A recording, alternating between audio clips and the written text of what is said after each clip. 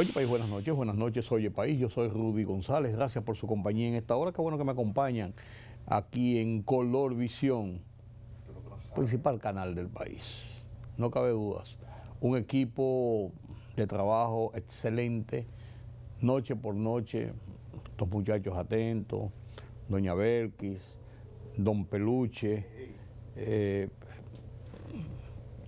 Rodolfo, allí con los muchachos del departamento técnico, los profesionales que hacen posible que este programa llegue a ustedes con un máximo de calidad. Gracias por acompañarnos. Uno se siente cómodo, confiado, tranquilo cuando está entre profesionales. Así es. Gracias, amigos. Miren, comenzó ya las evaluaciones en el Consejo Nacional de la Magistratura y viene entonces ya el tema de la decisión para la sustitución de jueces y o ratificación de algunos que están. Mientras tanto, el tema del tránsito de la mercancía, o de la mercancía en tránsito que entra a República Dominicana, señores, tiene mucha tela por donde cortar, mucha tela por donde cortar. Es una de las estructuras organizacionales de la mafia, yo creo que es muy sofisticada y que ha operado millones y millones de dólares, a decir de las personas que han estado al frente de las denuncias. Todo esto ocurre en momentos en que el país está recomponiendo su estructura económica de cara a los embates de la crisis mundial por la guerra del Golfo y otras guerras, las presiones de Estados Unidos. Es un componente de todo, que nosotros los países pequeños sufrimos con mayor crudeza. Esa es la realidad.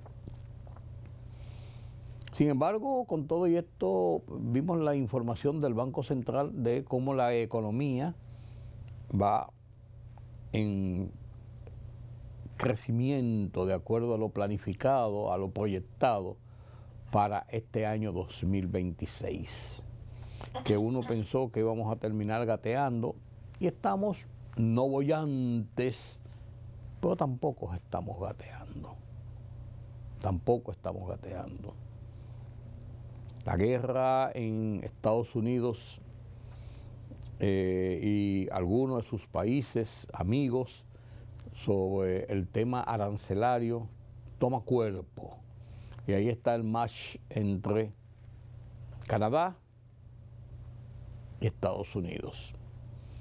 Y las tensiones que continúan allá en el Medio Oriente con el acomodamiento en el tablero internacional de poder, de fuerza, de pulso que libran Estados Unidos en esa parte del mundo, entre otros puntos. Y como si fuera poco, el jefe de la CIA está en Moscú. Está en Moscú. Este y otros temas los analizamos después de la pausa.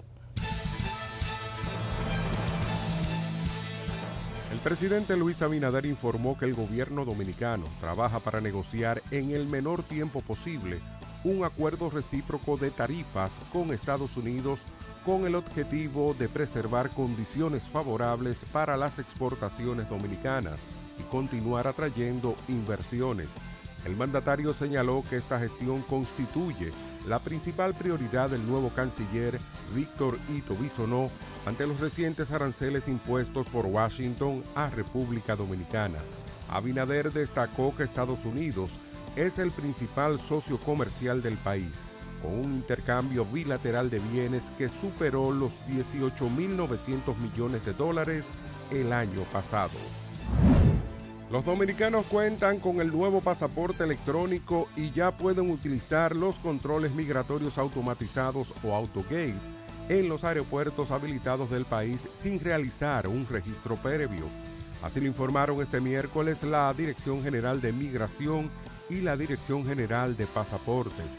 La facilidad es posible gracias a la interoperabilidad de los sistemas tecnológicos de ambas instituciones, que permite verificar automáticamente los datos biométricos del documento. El servicio está disponible en el Aeropuerto Internacional de las Américas y el Aeropuerto Internacional del Cibao, donde los viajeros pueden completar el proceso migratorio de forma automatizada sin pasar por un inspector de migración. El Poder Ejecutivo, mediante decreto número 601-26 del 26 de agosto de 2026, aprobó un nuevo reglamento para supervisar y organizar el béisbol profesional y recreativo, las pequeñas ligas, academias y programas de desarrollo. La normativa crea un registro nacional del sistema de béisbol y establece principios de integridad, transparencia, igualdad, seguridad y prevención de conflictos de interés, bajo la supervisión de la dirección del Comisionado Nacional de Béisbol. El reglamento también fortalece la protección de jugadores, especialmente menores y prospectos, mediante requisitos para academias, entrenadores, árbitros, equipos y representantes.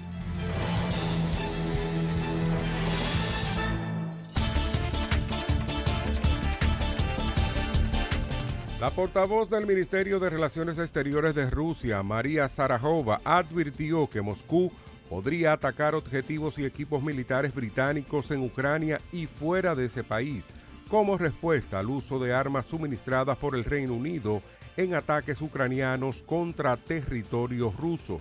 Zakharova aseguró que Rusia castigará a quienes considere responsables de crímenes de guerra contra civiles rusos, incluidos sus cómplices e instigadores.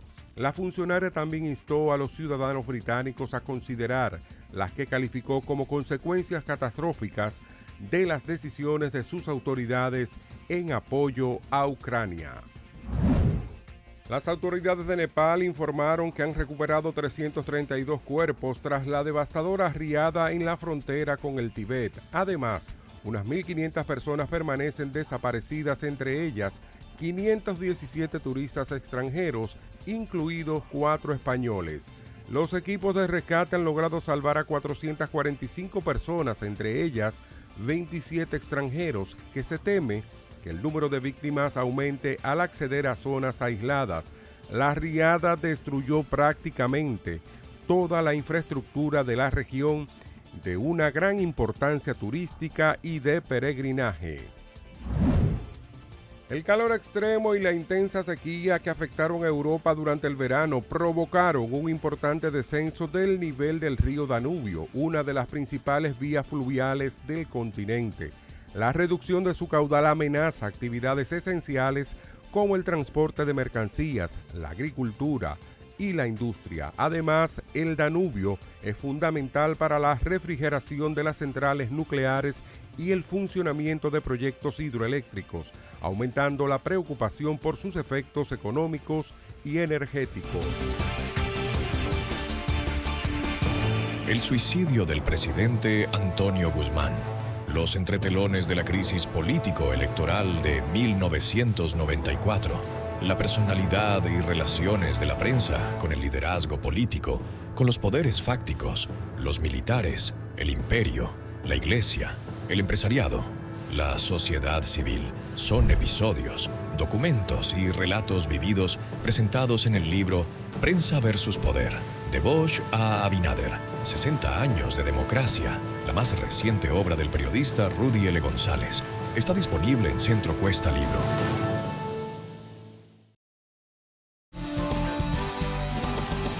Como les decía en el bloque anterior, el Consejo Nacional de la Magistratura evaluó a los 7 jueces de la Suprema Corte de Justicia que están optando por continuar en el cargo, por ser ratificados en el cargo de jueces, después que su periodo concluyó en el mes de abril de este año. 11 jueces están dentro de este estado de evaluación. 4 de ellos, incluyendo el presidente de la Suprema Corte de Justicia, Luis Henry Molina, decidió no repostularse, no postularse para una continuidad en el cargo. Entonces ya ese no hay que evaluarlo, queda fuera, y ya esa es una vacante junto con otros 3 que tomaron la misma actitud, entre ellos la jueza Salcedo, que conforma parte junto con Henry Molina de la composición del Consejo Nacional de la Magistratura. Ella también envió una carta indicando que después de 42 años en el ejercicio, ella tomó la decisión de ya retirarse. No retirarse del ejercicio, abogado de profesión, y con qué calidades, siendo jueza de la Suprema Corte de Justicia, pero del cargo, de la posición en la Suprema. Entonces, quedaban 7 que están optando porque se les renueve la posición por otro periodo. Fueron evaluados y el viernes, este viernes, será anunciado oficialmente por el Consejo Nacional de la Magistratura cuáles de ellos van a continuar en el cargo y cuáles de ellos se les revoca su mandato y serán sustituidos.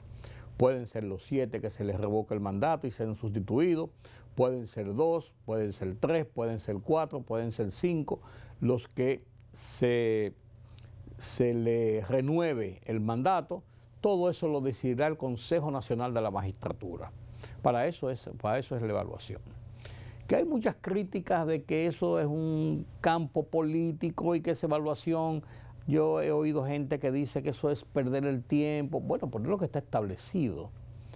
Esa es la composición del Consejo Nacional de la Magistratura y esos son los parámetros que están establecidos para que los comisionados, los 8 miembros del Consejo Nacional de la Magistratura, encabezados por el presidente de la República, Poder Ejecutivo, Luis Abinader en este caso, y que son una conformación de los 3 poderes del Estado: el Poder Ejecutivo representado por el presidente, el Poder Legislativo representado por los presidentes del Senado y la Cámara de Diputados y 2 senadores, un senador y un diputado, o sea, 2 legisladores más de la parcela de oposición.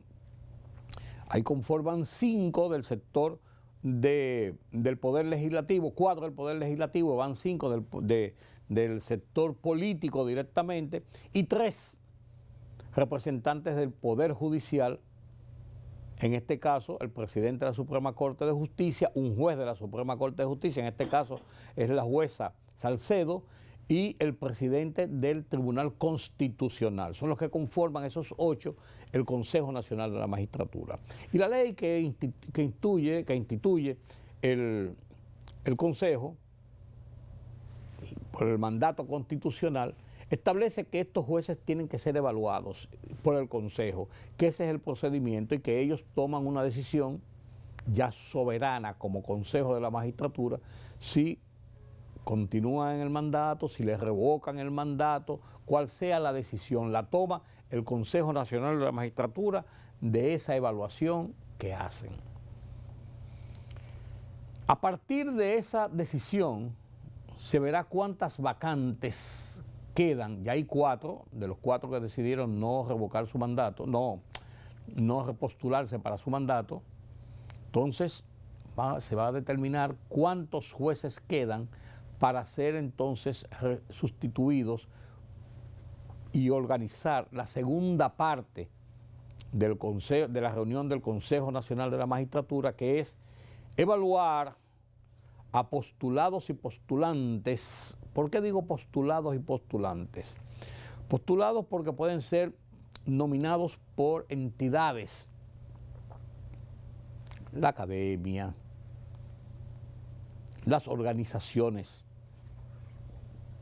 judiciales, empresariales, de cualquier índole. Puede ser Consejo de Hombres de Empresa, pueden ser Finjus, por ejemplo, puede ser, por ejemplo, el Colegio de Abogados. O sea, las carreras de Derecho de las universidades. O sea, pueden postular a fulano, a perencejo, para la posición, o postulante porque una persona directamente puede ir y presentar su postulación para un cargo, un puesto en la Suprema Corte de Justicia.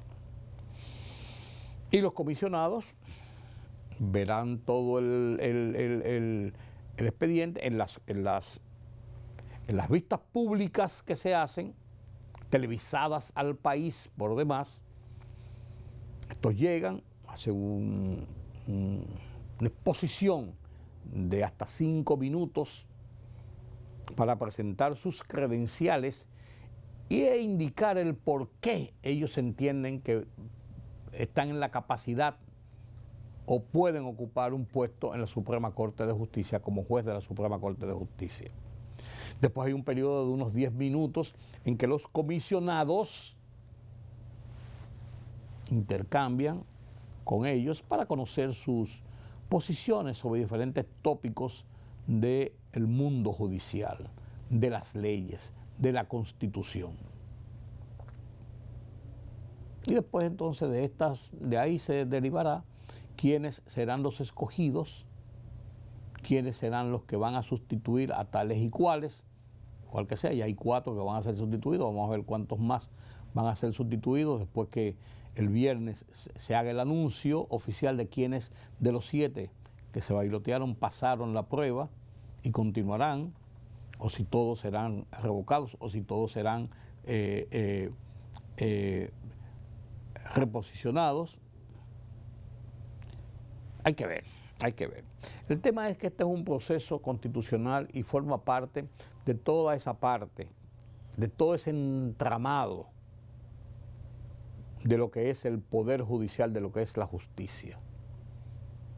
Y esa ha sido la metodología, esa ha sido la forma, y es una decisión constitucional, que los actores que están ahí no tienen otra que acatarlo. Que si hay repartición de cuotas, una para el presidente, una para el gobierno, una para el partido oficial, una para el partido tal de oposición, otra para el partido tal de oposición, una para los empresarios, una para la sociedad civil, todo esto es parte de ese entramado de elección de los jueces de la Suprema Corte de Justicia. Así funciona en todo el mundo. Son entes políticos en funciones de jueces. Eso no quita que no sean objetivos, que no sean apegados a la ley en sus funciones, que no sean justos al momento de tomar decisiones en justicia. Una cosa no tiene que ver con la otra. Y hay casos sobrados de que así se ha ejercido y así se ha hecho. Esto va a durar todavía hasta el mes de octubre, como estaba diciendo, según el cronograma que uno va viendo, pero hay que terminar esta etapa, definitivamente. Miren, hay un tema que mueve a preocupación. A preocupación por una razón. Se ha destapado un entramado mafioso que ha venido operando en República Dominicana con mercancías que llegan a nuestros puertos en calidad de tránsito hacia Haití, por ejemplo,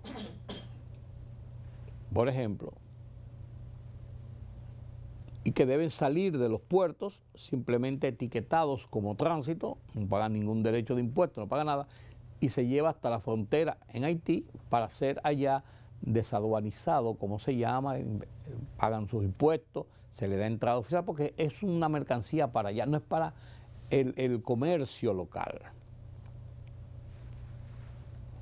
Porque hay mucha mercancía que pasa en tránsito, por ejemplo, en barcos, que llegan al puerto multinodal, por ejemplo, y hacen transbordos y eso, pero eso no es mercancía que entra para circular en el territorio dominicano. Ahí mismo en el puerto se hacen los trasvasos de un barco grande a barcos más pequeños, de barcos más pequeños a los barcos grandes para hacer travesías transatlánticas, por ejemplo, o travesías más cortas a los países circundantes en la región del Caribe, por ejemplo. Eso es otra cosa. Entonces se ha destapado ese entramado que indica que centenares de furgones salen de los puertos dominicanos en calidad de tránsito para ir a Haití, pero que generalmente esas patanas y esos furgones no llegan a Haití, sino que en el camino, en algún punto, son trasvasados a otros vehículos y entran al mercado local. Eso es contrabando, para comenzar por ahí. Eso es contrabando porque no pagan impuestos, no están declarados en República Dominicana. Lo que yo he visto de esta discusión, porque Aduanas ha hecho la declaración, sectores del empresariado, del comercio, han hablado sobre el tema, ejecutivos del sector empresarial se han pronunciado sobre el tema, y ahora acontece y viene a ser cuando uno ve en el contexto de que todo el mundo lo sabía, pero nadie hizo nada. De que esto no es una cosa que fue el mes pasado, que llegó una mercancía y siguió y entró al país con la modalidad de tránsito que no era tal tránsito nada.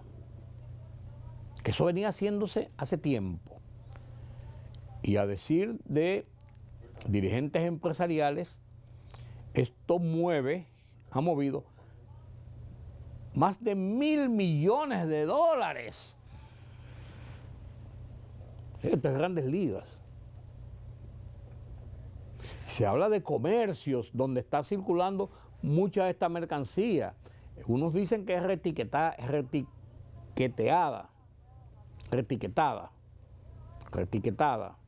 Le pone otra etiqueta.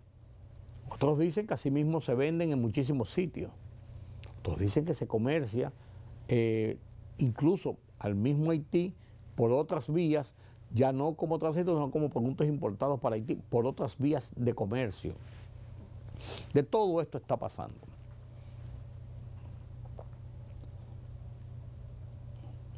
¿Quiénes son los responsables? Ahora nadie es responsable, todo el mundo dice que lo sabía y nadie es responsable.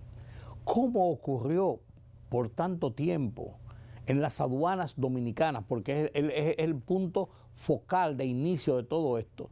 ¿Cómo ocurrió esto en las aduanas dominicanas?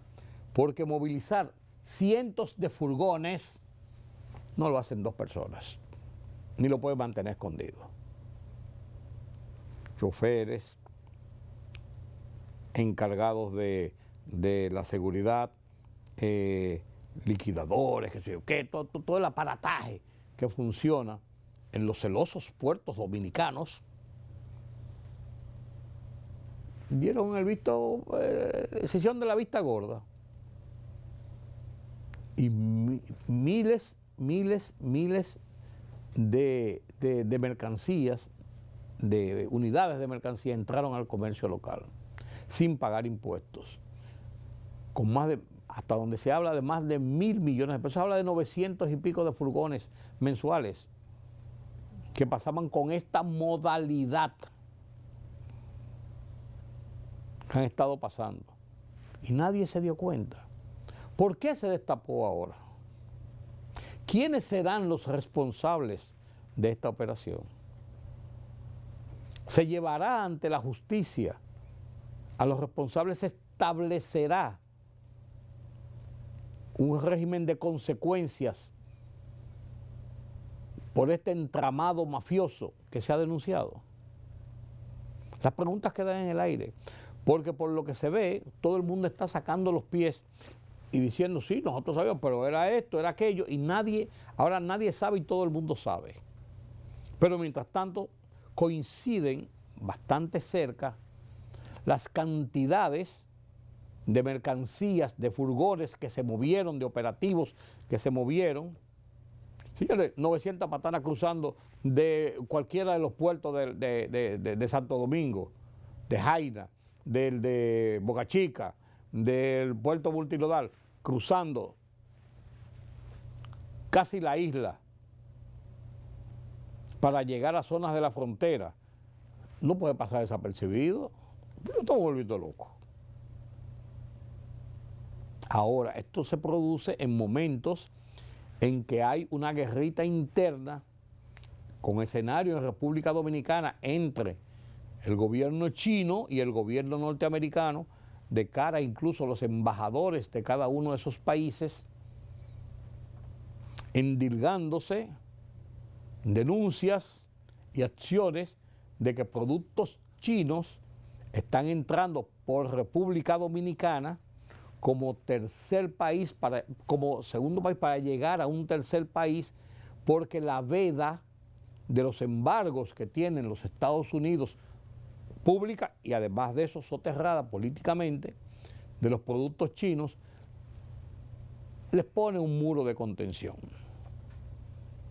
Hay involucrados productos de estos. Se dice que la mayoría de estos productos, de estos furgones, de estos embarques, provenían de la India, donde la producción es masiva en alimentos y en productos de rápido comercio.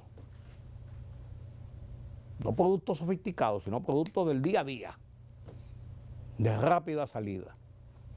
Pero también se habla de que hay productos chinos. ¿Tiene que ver esto con esta guerrita? ¿Tiene que ver esto con las observaciones que ha estado haciendo el gobierno de los Estados Unidos sobre República Dominicana, que le produjo incluso la colocación de un arancel del 2,5% por encima del 10% que ya había colocado el gobierno de los Estados Unidos, que estaba negociando para ver cómo se quitaba? Se aumentó ese arancel al 12,5%, porque es una forma como de presión por estas acciones de inversiones y de comercio chino en República Dominicana. Uno lo pone sobre un tablero y mueve sus fichas y saca sus conclusiones. Lo que hay que esperar es que esta denuncia del tema del contrabando masivo disfrazado de mercancía en tránsito para un tercer país no se quede en el aire, de que no se tiren las toallas y no se escondan debajo de la alfombra toda esta podredumbre. Es lo que uno espera. Es lo que uno espera. Esta semana en mi columna Oye País, en el Listín Diario, traigo a colación un artículo que había publicado hace 2 años, justamente en agosto del 2024, bajo el título Una ciudad en caos, hablando específicamente, fueron varios artículos, pero ese hablaba específicamente de la cantidad de cableado que hay entre los postes del tendido eléctrico que lo dejan abandonado ahí, convirtiendo esto en una telaraña no solamente que afea, sino también que es peligroso porque hay, uno no sabe el nivel de alambres de esos que pueden estar conectados, que pueden tener corriente, que pueden tener, que pueden provocar un accidente, un fuego, cualquier situación. Esos cables se caen, están colgando en las calles, por donde quiera se ven. Y yo hablaba esa vez, en ese artículo inicial, de que yo llamé al ayuntamiento, preocupado, y lo llamé porque realmente pasó una situación frente al edificio de mi casa, 2 cables de esos cayeron ahí, no se podía entrar porque estaban ahí los cables y no había quien le pusiera la mano a eso. Y yo llamé al ayuntamiento y pregunté, y en el ayuntamiento, nosotros no sabemos de eso. Bueno, pues ustedes son la autoridad de la ciudad, nosotros no sabemos de eso. Hablé con la gente de la corporación de electricidad, que esos son postes de la electricidad, o con las telefónicas. Llamo a la CDE, departamento de emergencia, mire esto y esto, está pasando esto, pero, no, eso no tiene que ver con nosotros, esos cables de nosotros, esos son de las telefónicas. Los cables de nosotros son cables grandes y van por encima, nosotros no tenemos nada que ver con eso. segunda autoridad. Entonces llamo a la compañía Claro, que es la que tiene casi el monopolio de el cableado, y las otras compañías se enganchan incluso para poder operar en un acuerdo de interconexión. Entonces llamo a Claro, y en Claro me dicen, me pasaron un departamento a otro, nadie sabía nada. Hasta que el departamento técnico me dijeron, mire, nosotros no sabemos de eso, porque nosotros subcontratamos esos servicios con compañías que van y ponen los cables y quitan los cables, entonces son ellos los que saben. Pero si los cables son ustedes que lo contratan, sí, pues nosotros no sabemos de eso, ellos son los que saben. ¿Y dónde puedo localizar esa compañía? Ah, no, están en la guía telefónica. ¿Qué es esto? Este desorden. Entonces ahora vemos esta semana que se anunció un operativo para retirar unos 300 kilómetros de cable que hay en el polígono central y en otros barrios de la ciudad en los próximos 100 días. De eso trata mi columna de esta semana, Oye País, en el Listín Diario, que comparto con ustedes a continuación.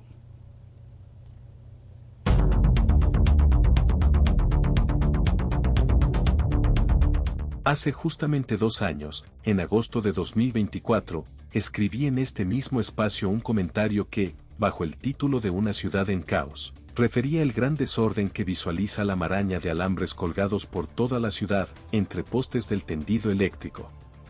Pero peor, refería en aquella columna sobre las diligencias que hice directamente con el Ayuntamiento del Distrito Nacional, que dijo no era de su competencia. Con la CDE, que culpó a las telefónicas, y en la empresa Claro, que me dijeron que era una falta de los contratistas externos que trabajan en el cableado. Determiné, entonces, la compartida irresponsabilidad pública, abusiva y desafiante de autoridades y empresas privadas sobre el tema. Hoy, tras años de un problema que nos golpea y que se agrava a diario, veo una luz al final del túnel con el anuncio de Indotel, la Alcaldía del Distrito Nacional y el sector eléctrico público, sobre un proyecto de retiro y la reorganización de unos 300 kilómetros de cableado aéreo, abandonado, en Santo Domingo. No vi a las telefónicas en el escenario. El proyecto, que comenzó en el sector Bella Vista y que se extenderá por Naco, Piantini, Zona Colonial, San Carlos, Cristo Rey, 24 de abril y el ensanche Luperón, en su primera fase, se estima ejecutar en unos 100 días, con un presupuesto de 100 millones de pesos, de los cuales Indotel aportó 50 millones de pesos, Edesur y Edeste 25 millones de pesos cada uno. Las telefónicas y el ayuntamiento, nada. El objetivo es reducir la contaminación visual, mejorar la seguridad de los ciudadanos y ordenar la infraestructura urbana. Ojalá se realice, finalmente. El suicidio del presidente Antonio Guzmán. Los entretelones de la crisis político-electoral de 1994. La personalidad y relaciones de la prensa con el liderazgo político, con los poderes fácticos, los militares, el imperio, la iglesia, el empresariado, la sociedad civil, son episodios, documentos y relatos vividos presentados en el libro Prensa versus Poder, de Bosch a Abinader, 60 años de democracia, la más reciente obra del periodista Rudy L. González. Está disponible en Centro Cuesta Libro.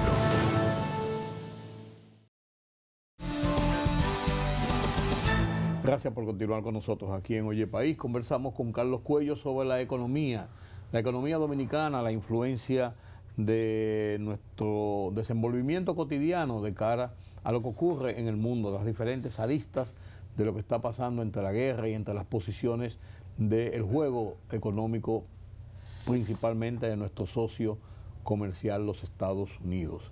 La CEPAL habla de que va a haber una desaceleración de la economía en la región durante este año. Y se había pronosticado más o menos esto, pero la República Dominicana se ha mantenido bastante estable. Incluso el último informe de esta semana, uno de esos informes del Banco Central, habla de esa solidez hacia el crecimiento y hay un control de la inflación, como se ha venido diciendo, mes por mes. Carlos Cuello analiza este contexto y nos pone a tono en el día.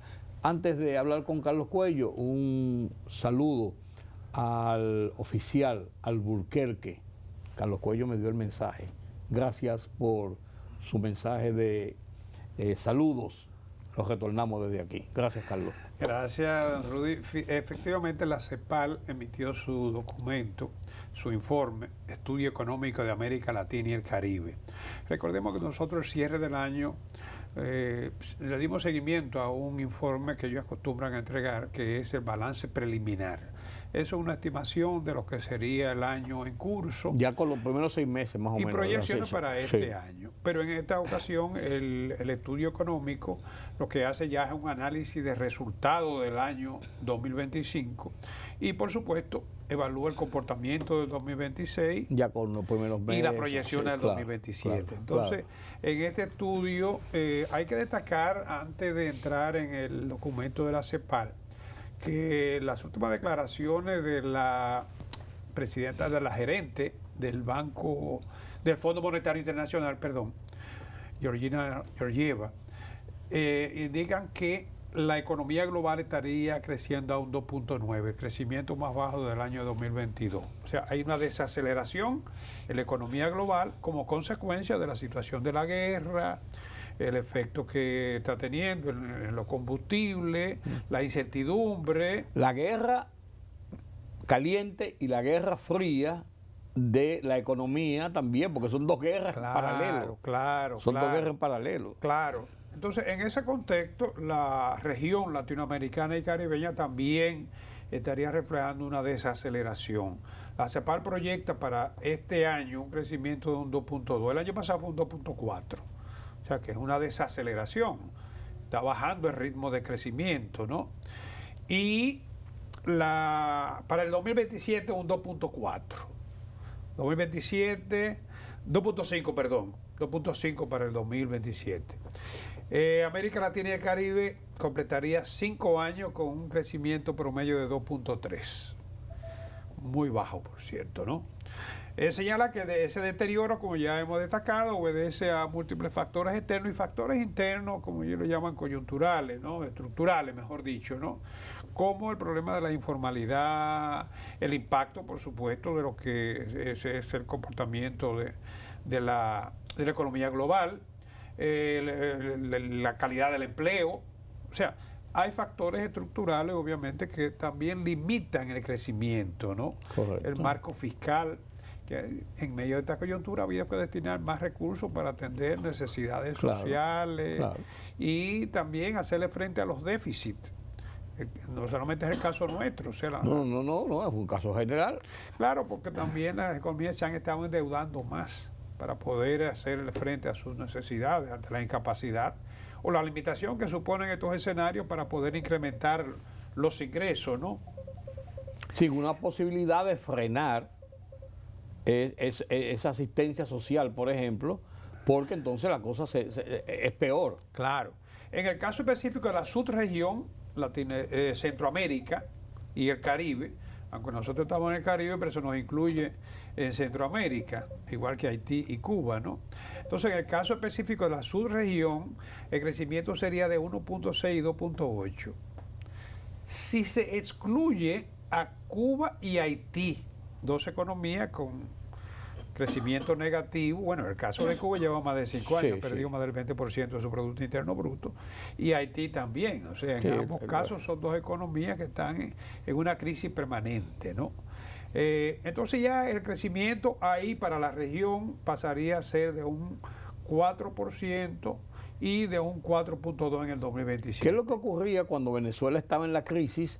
Que el alto nivel de, por ejemplo, de la inflación y el bajo crecimiento de Venezuela incidía en ese promedio general. Sí, había que hacerlo con y sin. Sí, claro. Y por la otra parte, favorable, en este caso, con Guyana también.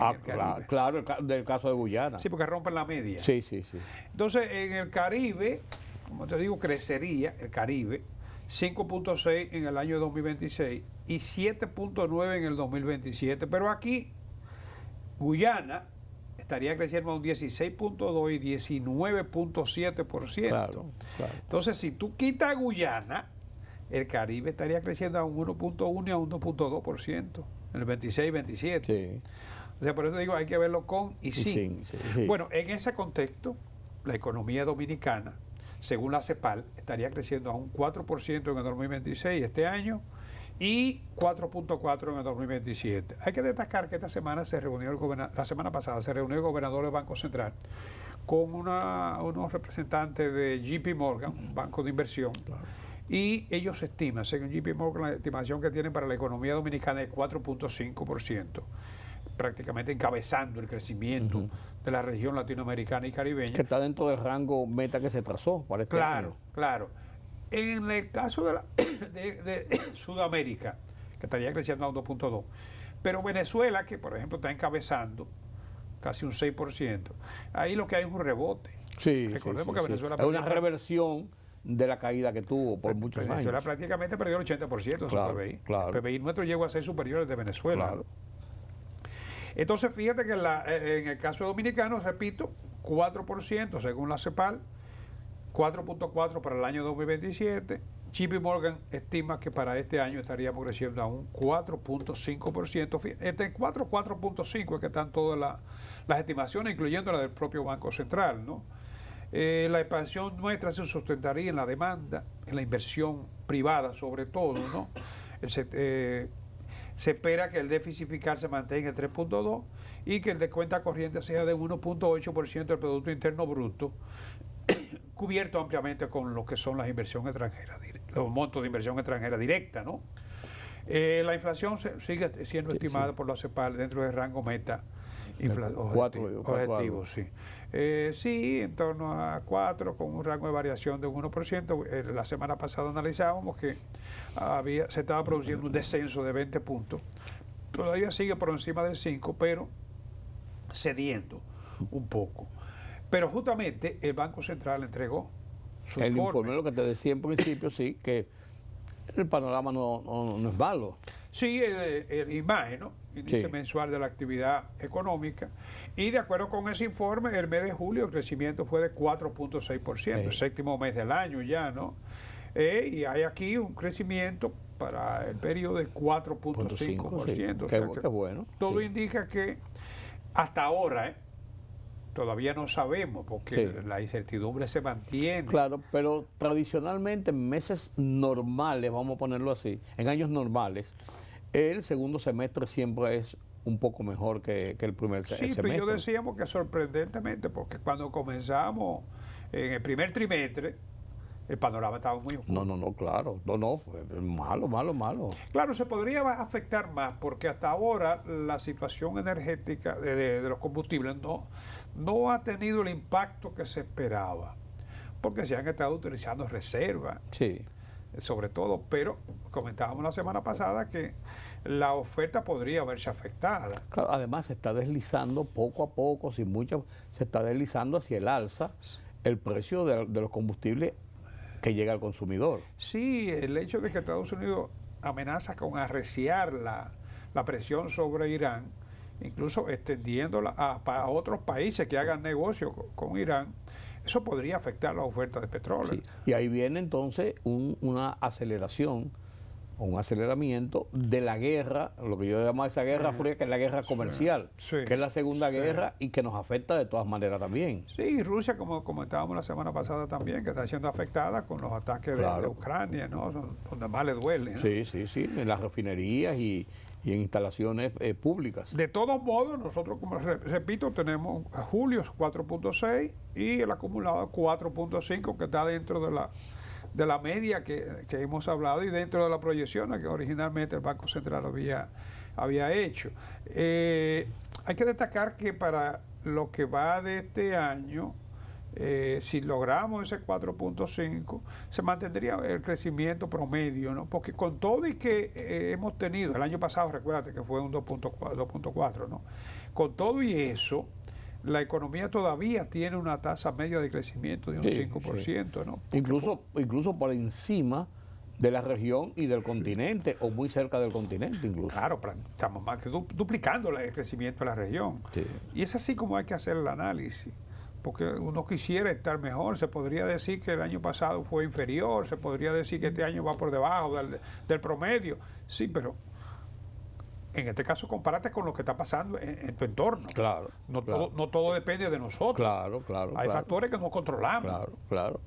Y que son muy representativos. Claro, el comportamiento exhibido en la economía, dice el Banco Central, a julio de 2026, obedece al valor agregado real del sector construcción 8.1, manufactura y zona franca 5.1, manufactura 3.7 en su conjunto, agropecuaria 1.9, servicio 4.8, y aquí resaltan los colegios y el sector financiero, sí, que tienen alrededor de un 8% cada uno.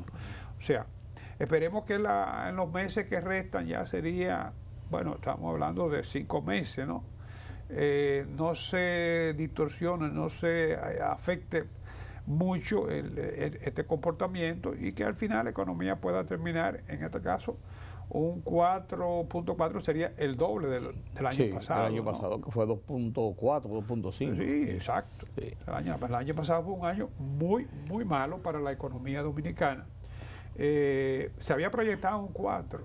Terminamos prácticamente a la mitad. A la mitad, pero ahí había unas variables, como tú explicabas antes, Carlos, unas variables internacionales que nosotros no tenemos forma de revertirlas, y no somos los responsables por una mala operación, un mal manejo o una mala visión, sino que se nos imponen prácticamente. Y la política monetaria fue muy cautelosa. Todavía este año sigue siendo cautelosa. Recordemos que la Reserva Federal ha mantenido sus tasas y con expectativa al alza en lugar de bajar. Baja, claro.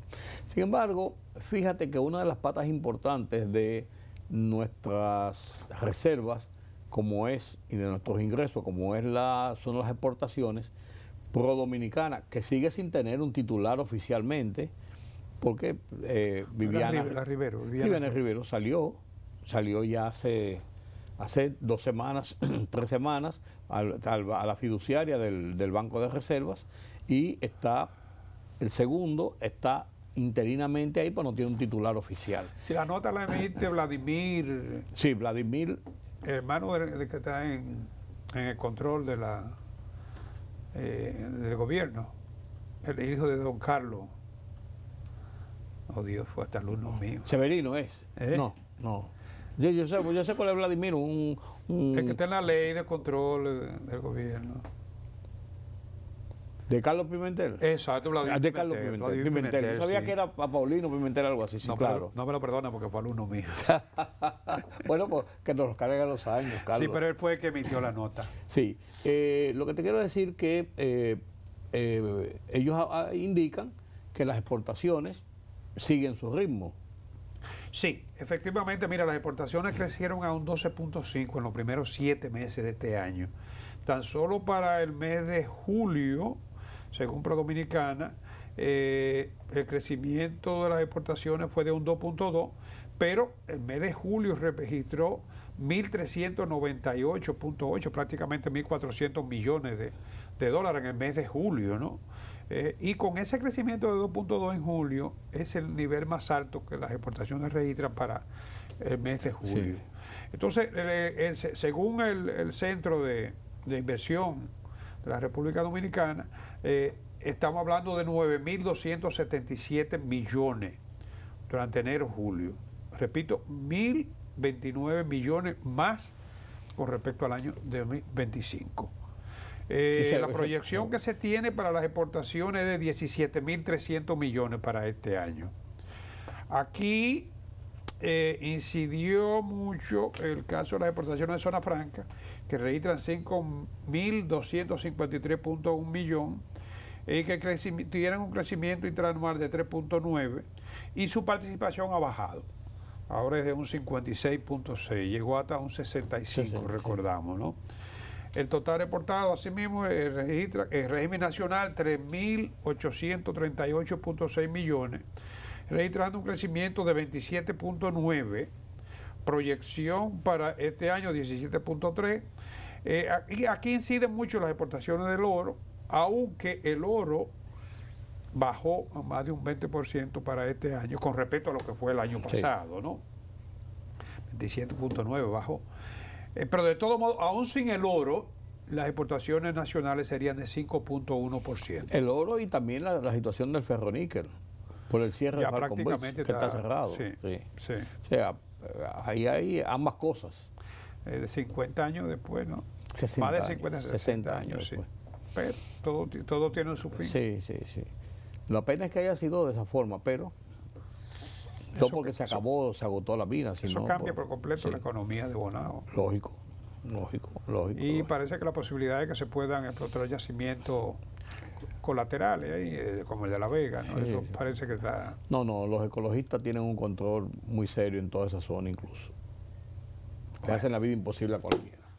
Bueno, don Carlos, gracias por estas informaciones sobre la economía, sobre el mundo económico nacional e internacional, y esperamos que el mes que viene, cuando nos veamos nueva vez, Así será. ya tengamos un perfil más cerca de cómo, hacia dónde va el año, la conclusión del año. Ya viene Entramos ya En el mes de en septiembre, el noveno mes del año. noveno mes del año. Así, señor, acercándonos incluso al Black Friday, movimiento de la economía, y la Navidad, época de cogerlo un poquito más suave. Sí, se están acercando cada vez más. Se está acercando cada vez más. Así es. Gracias, amigos, por acompañarnos en esta emisión de Oye País. Mañana nueva vez estaremos aquí para seguir analizando los temas nacionales de interés para todos ustedes, interés general. Pasen un feliz resto de la noche. Yo soy Rudy González. Será hasta mañana.